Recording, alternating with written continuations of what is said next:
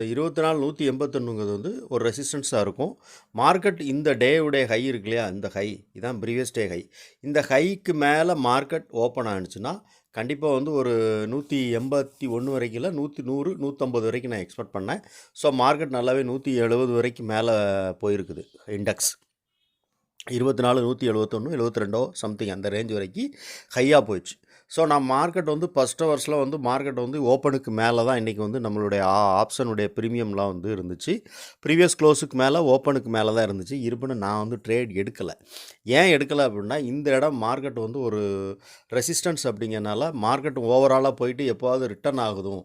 So அந்த ரிட்டர்னில் நமக்கு எதாவது ட்ரேட் கிடைக்கும்னு பார்த்தேன். ஸோ மார்க்கெட் வந்து இந்த ரெசிஸ்டன்ஸ் ஒன்றை தொடர்றதுக்கு முன்னாடியே மார்க்கெட் வந்து ரிஜெக்ஷன் ஆச்சு.